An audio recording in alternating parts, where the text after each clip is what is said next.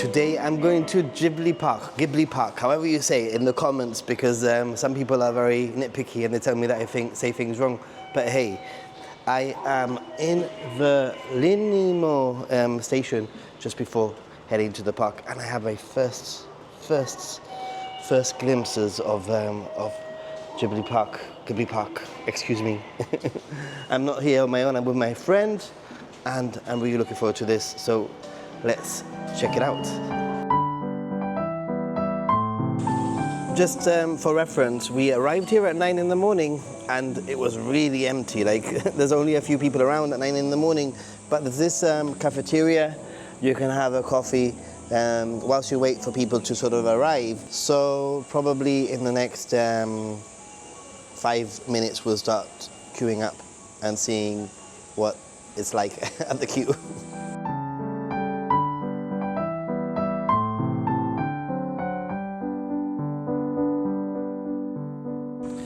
I mean, this is nothing compared to the queues that I experienced in Disney.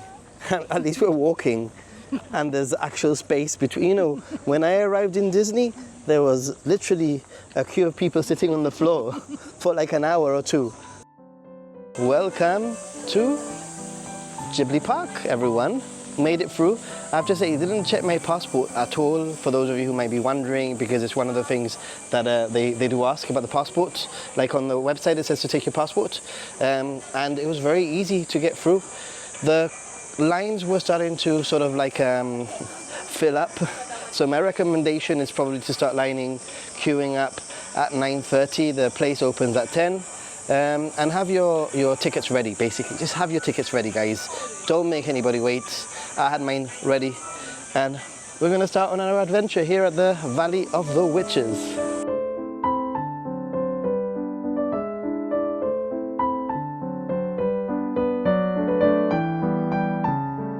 Just for the record, I'm actually here on a weekday. Today is a Thursday, and probably if you do want to plan to come here, you probably want to get here on a Wednesday or a Thursday midweek, and preferably before or after school holidays here in Japan that start at the end of July. Today is the 16th of July, and I believe that the school holidays begin around the 20th of July, just for reference. Isn't that cool, guys? Isn't that freaking amazing? You need to knock to be let in. You need to knock. So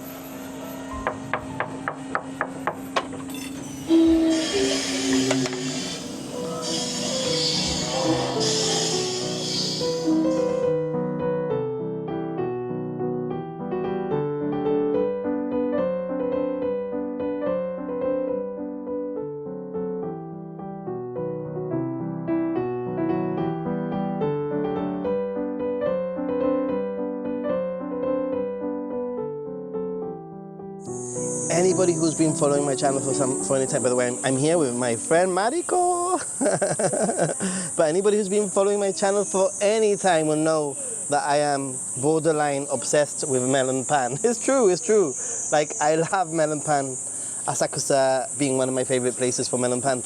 Will the Ghibli, how do you say it? Ghibli or Ghibli? Ghibli. You see, I thought I was saying it right. Is the Ghibli melon pan any better? Let's find out. Can you break it in half? Break the bread. Oh, that's a tiny little bit. Is that all you're gonna have? Yeah. Really? I can have this. Okay, let's go for it. Let's go for it.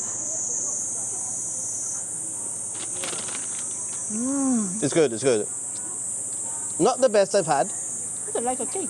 But it's good.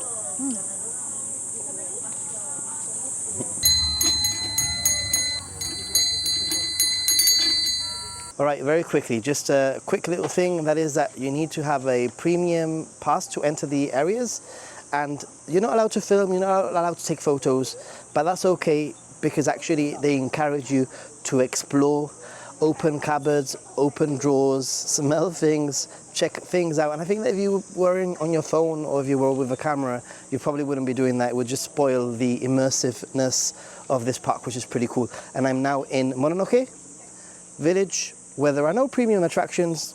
You need a premium pass for the indoor premium attractions, by the way. Pretty cool.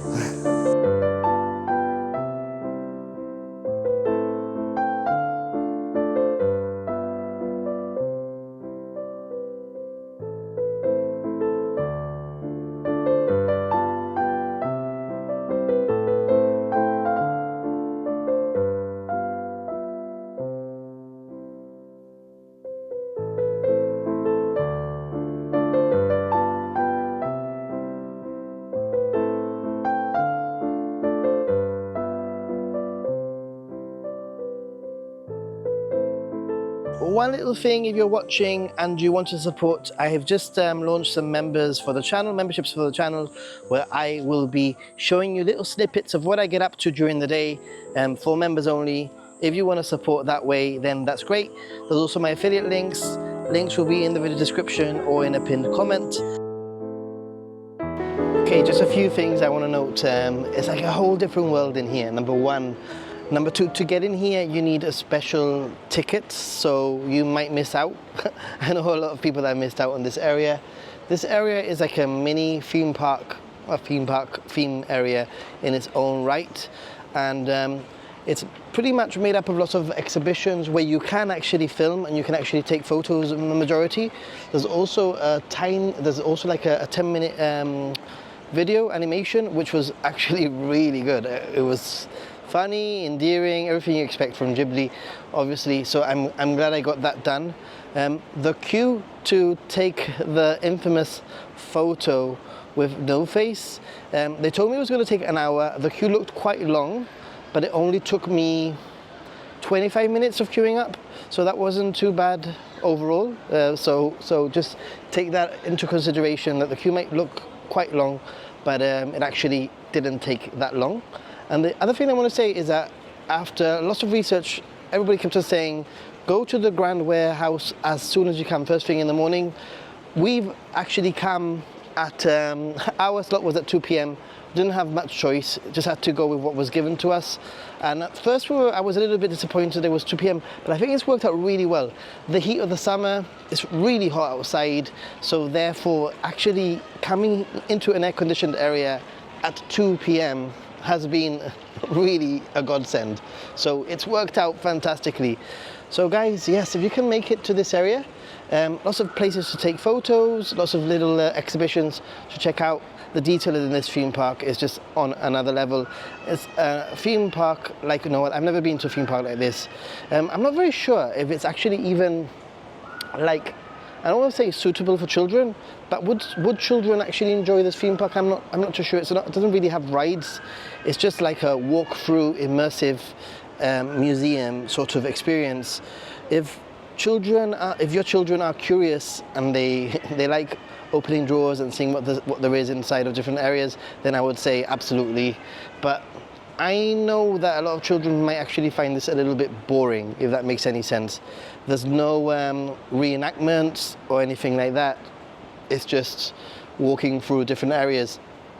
Other than taking photos in the themed areas with the characters, might be a little bit of a hard sell. Now, for you adults, that's a whole different thing. If you're a Ghibli fan, this is the place for you. Try to get your tickets. I'll talk about getting tickets at another time anyway. So that's exactly an example of what I'm saying in terms of like immersive areas where you can take photos. There are some like these exhibitions where you could just take a photo of the place, but there are some where you can actually pose with the character or the scene, I guess. Just one little thing, and that is that this is a timed entry. You're given a time limit of 2 hours, although I don't see how they can even police that, to be honest. And you probably need the full 2 hours to see everything. I wouldn't say I've rushed things, but maybe I've rushed a little bit, if that makes any sense. But it's pretty cool. That's what I'm talking about, like the attention to detail. And inside of the many places that I wasn't able to film in, it was like this. It was similar to this, but with drawers that you could actually open and cupboards that you can actually explore, different rooms that you could check out. So this is a good representation of what some of the places I haven't been able to show you look like, if that makes any sense. Hot. I wanted to also explain that the park is kind of, I wouldn't say it's super big. It's a lot smaller than I expected, but there is a bus service that I recommend that you get, especially on a hot day like today. Can't even talk. The bus is free and it runs, I think, every 20 minutes more or less. So we're gonna get a bus instead of walking for 10 minutes, save us some energy and some, more crucially, save us some time also.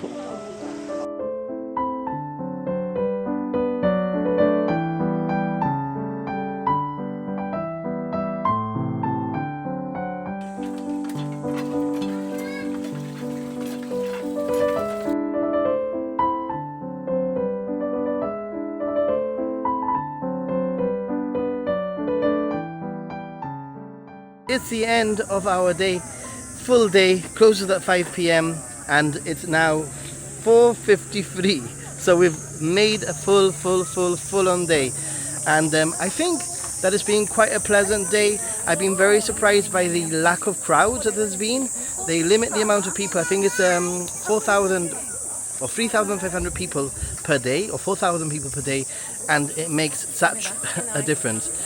Not crowded apart from the warehouse and apart from maybe the last 45 minutes of the park, where I think everybody sort of starts panicking and tries to do everything, if that makes any sense. Is that you? Let me know in the comment section, because that was me.